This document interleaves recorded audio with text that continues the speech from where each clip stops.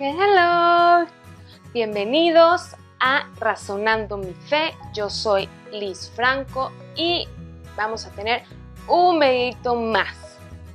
Hoy no vamos a hablar de las historias de la Biblia que hemos venido platicando. Sí vamos a usar la Biblia, sí la sigo trayendo, pero en lugar de hablar de personajes o del pueblo, vamos a ver algo que vivimos hoy. Si bien no siempre todos los días, sí una vez a la semana, que es la misa. Y lo divertido aquí o lo interesante es que no solamente vamos a hablar de qué pasa en la misa, de sus partes, sino que la vamos a ir relacionando nada más y nada menos que con el libro del Apocalipsis. Este libro es como, a mi parecer, el más malentendido, el que muchos le tienen miedo por las imágenes, o tal es su respeto que mejor no lo leen, o sabes que es muy complicado, no me meto en esas broncas. Aquí no vamos a agarrarnos todo el libro, pero sí vamos a descubrir cómo en este libro, yo creo que más que en otros, o más que en cualquier otro, vamos a encontrar referencias a lo que es la misa. ¿Y qué es? El cielo aquí en la tierra. Es una probadita de cielo aquí en la tierra. Y si no me crees, ahorita vamos a ir viendo citas bíblicas para que te convenzas. Vamos a empezar a ir por partes de la misa. Necesito que hagas memoria de la última vez que fuiste a misa y que cuando vayas otra vez pongas más atención para que identifiques todo lo que sucede en solo una hora. Primero, la misa se divide en dos partes: liturgia de la palabra y liturgia eucarística. Es la mitad. Hoy solamente vamos a hablar de la liturgia de la palabra. Para el siguiente video vamos a enfocarnos a la liturgia de la Eucaristía, porque si no, pues aquí nos veríamos un muy buen rato. Vámonos calmados. Ok, empezamos. ¿Con qué empieza la misa? Con el canto de entrada. Nada que empiece en el Evangelio y si llegue al Evangelio me vale. No. La misa empieza con el canto de entrada. De hecho, es recomendable llegar unos minutos antes para disponernos.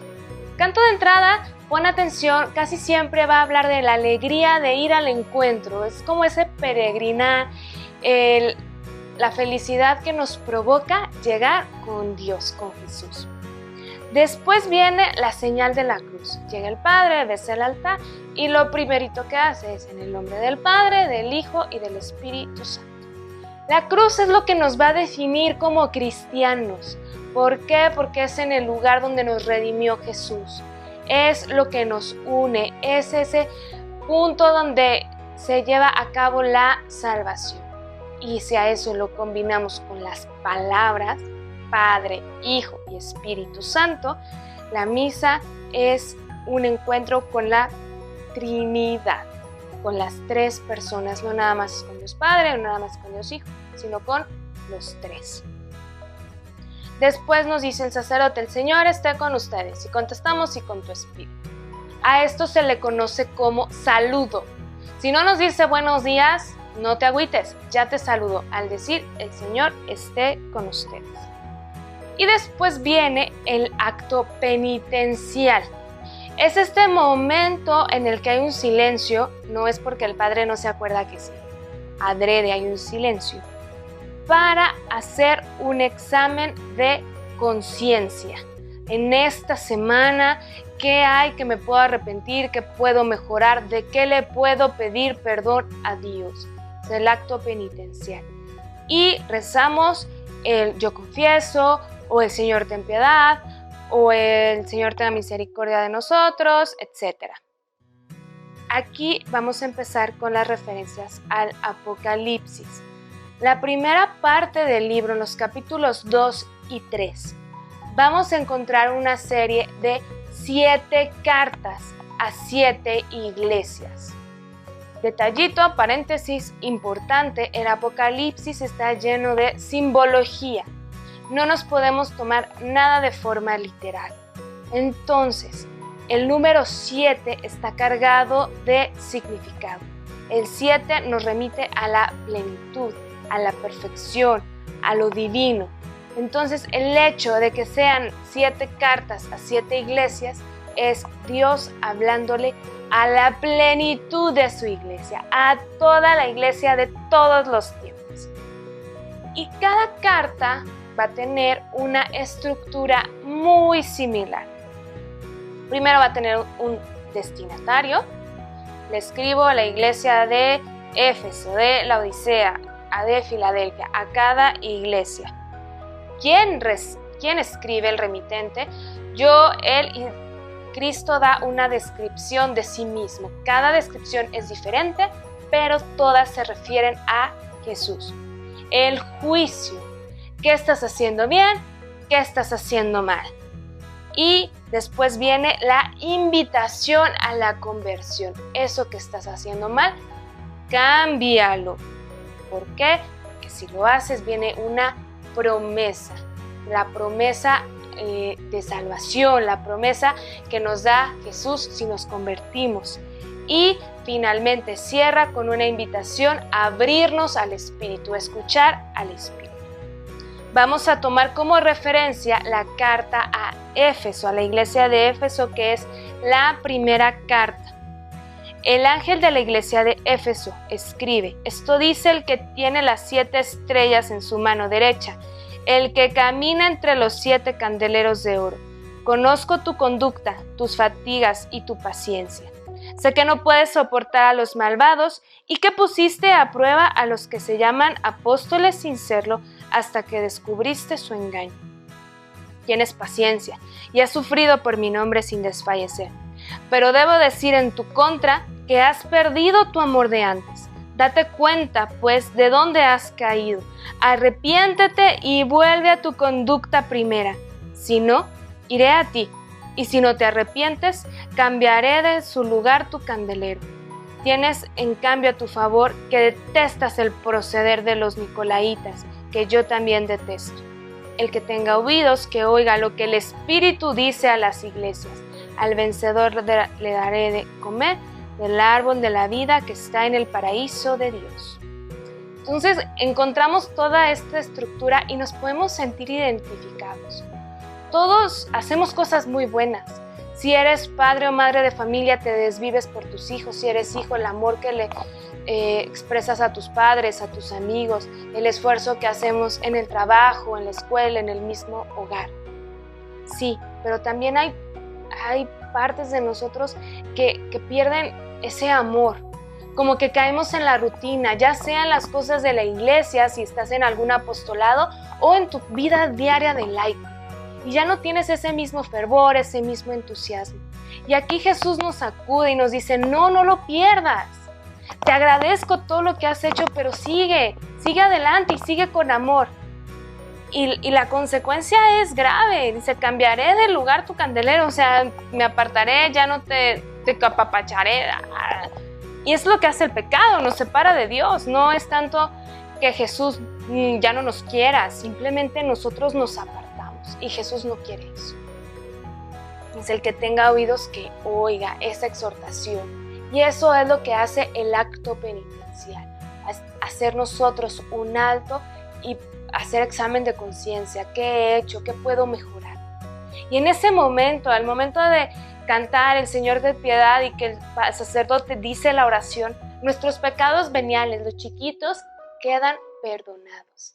Es como lavarte las manos antes de comer. Es esa pureza que necesita nuestra persona antes de poder llegar al banquete que es la Eucaristía. Y enseguidita, ipso facto, cantamos el Gloria. Estamos tan seguros de la misericordia de Dios que no duramos ni medio minuto y ya estamos alabando.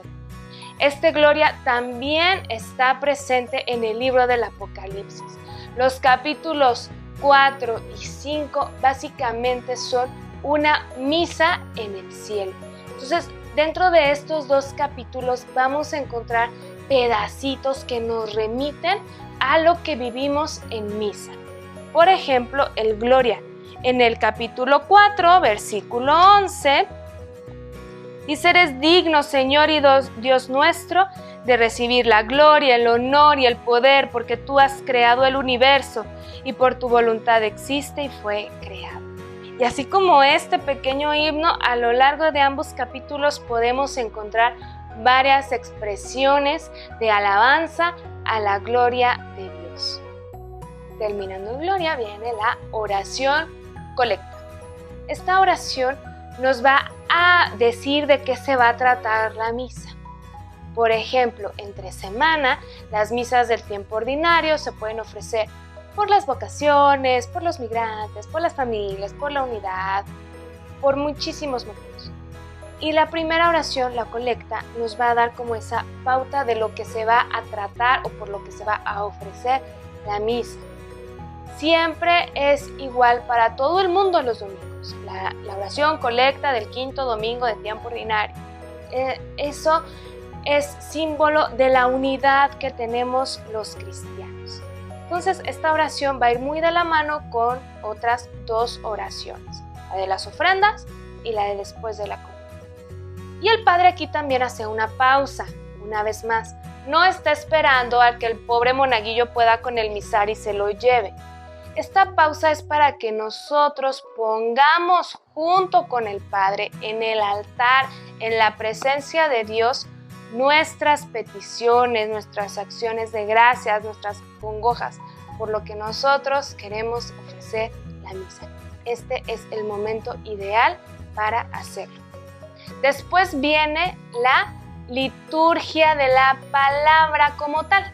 Si bien toda esta primera mitad es la liturgia de la palabra, ahora sí es como lo específico o lo central de esta primera mitad de la misa. ¿Qué vamos a hacer? Leer la palabra. Casi siempre los domingos vamos a leer la primera lectura del Antiguo Testamento, un salmo que va a tener el mismo tema, que va a responder a la primera lectura. La segunda lectura tomada normalmente de alguna carta de San Pablo. El Aleluya y el Evangelio que lee el sacerdote, tomado de los 4 evangelios que nos hablan de la vida de Jesús.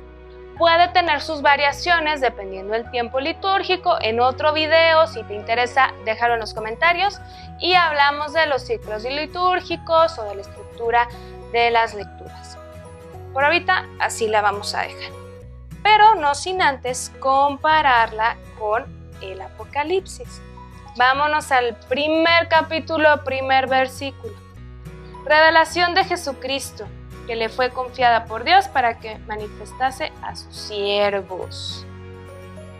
La palabra de Dios es Dios que nos habla, pero al mismo tiempo es Dios que se muestra a sí mismo. Jesús es la palabra de Dios. Entonces, Jesús es quien nos revela y que nos revela a sí mismo, a su persona, y es lo que vemos o lo que leemos y meditamos en las lecturas. Y si nos vamos a esta escena de la misa, vamos a ver en los, ya les dije, capítulos 4 y 5 del Apocalipsis, cómo Juan entra en éxtasis y tiene una visión hermosísima. Y entra y lo primero que ve es un trono. Y el trono más hermoso, más iluminado, con joyas, diamantes, o sea, hermosísimo. Las palabras no alcanzan a describirlo.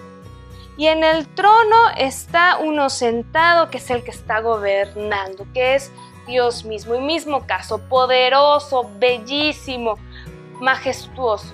Y alrededor de él hay ancianos que lo están alabando, que lo están bendiciendo, que es la iglesia que está en torno a Dios. Pero de repente ve un libro sellado con 7 sellos. Otra vez el número 7, perfectamente sellado. Y están todos los ancianos viendo el libro y no lo pueden abrir, y todos están muy tristes porque nadie puede abrir el libro. Y entonces Juan también se entristece y dice: pero ¿cómo vamos a poder saber lo que dice? ¿Y qué tiene ese libro? La historia de la humanidad. Nada más. obvio no va a terminar así esta situación. Llega un cordero, el animal más indefenso, más X, más así de la vida, pudiendo ser el león de la tribu de Judá. No, es un cordero. Y no solo eso, este cordero está degollado, decapitado, pero está de pie. Es una figura de Cristo muerto y resucitado. Si ponen atención, en muchos agrarios, en muchas parroquias, el dibujo que tiene el repujado precisamente es ese, es un cordero que nos remite a este pasaje de la Biblia. Y el cordero es capaz de abrir el libro, romper los sellos. Solo a través de Cristo podemos interpretar la Biblia. Ya lo dijimos en el libro, en el video de la Biblia, todo se interpreta en clave de Jesús, todo gira alrededor de Jesús. Y también eso aplica para nuestra vida. Es que ¿por qué, Señor, me mandas esta prueba? Pregúntate, Cristo, ¿para qué quiere que vivas esta prueba? Todo a los ojos de Cristo adquiere sentido. Y la liturgia de la palabra eso nos permite. El escuchar la palabra de Dios para que mi realidad la pueda alinear a la de Dios y pueda verla a través de sus ojos y pueda entender lo que Dios quiere de mí. Cristo es el único capaz de interpretar perfectamente mi historia y con eso la historia de la humanidad. Y vienen alabanzas. Tenemos el aleluya, digno eres el Cordero, porque no les quiero echar mentiras.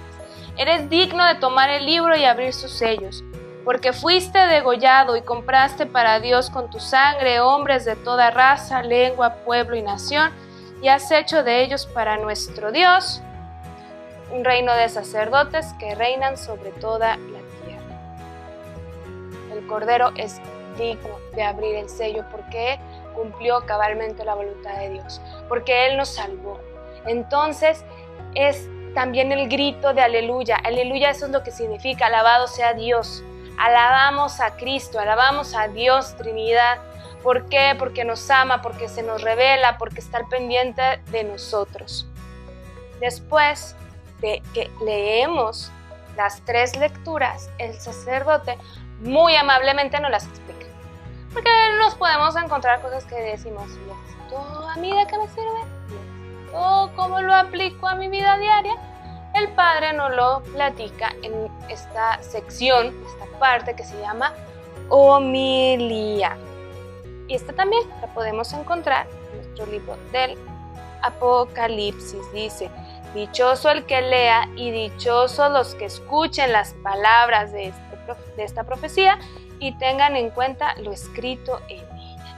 Es decir, quienes escuchen y lleven a la práctica. ¿De qué me sirve escuchar una historia muy bonita de la Biblia si no sé cómo aplicarla a mi vida? La homilía nos va a permitir esto. Termina la homilía y tenemos la profesión de fe o el credo. Puede ser en fórmula de preguntas, ¿creen en Dios? Y sí, creo. O lo podemos recitar, ya sea el credo largo o el credo de los apóstoles. No importa, la liturgia nos da libertad de escoger. Lo importante aquí es que en comunidad, como iglesia, declaramos las principales verdades de nuestra vida. Y terminando el credo viene lo que llamamos la oración de los fieles. La iglesia se une en oración para pedir los unos por los otros y eso también lo encontramos en el Apocalipsis. Cuando lo tomó el libro, los 4 vivientes y los 24 ancianos se postraron delante del Cordero. Tenían cada uno una cítara y copas de oro llenas de perfumes que son las oraciones de los santos. Nosotros estamos llamados a rezar los unos por los otros. Pedirle paro a Dios. Cuando reces, no nada más reces por ti, reza también por los demás. No sé, a lo mejor tú tienes una pena en tu trabajo, pues reza por todos los desempleados. A lo mejor tienes una pena con tu hijo, pues reza por todas las familias. No seamos egoístas al rezar. Y no solo nos dediquemos a pedir. Sí, está muy bien pedir, pero también es importante por ahí considerar acciones de gracias, alabanzas. la intercesión, ya lo hemos dicho en videos anteriores, es importantísima y sumamente poderosa y bíblica, no son inventos míos. Y hasta aquí vamos a terminar con la primera parte, que es la liturgia de la palabra. Seguramente pensando en la misa te puedes ir relacionando. Te invito a que consultes en tu Biblia estos capítulos 2, 3, 4 y 5 del Apocalipsis, que son preciosos y básicamente nos enseñan cómo la misa, eso es lo que es, un pedacito de cielo aquí en la tierra. Hasta aquí la dejamos, pero no te preocupes, vamos a tener otro video para hablar de la liturgia de la Eucaristía y seguir tomando referencias de este libro tan hermoso. Esto fue Razonando mi Fe, yo soy Liz Franco. Bye.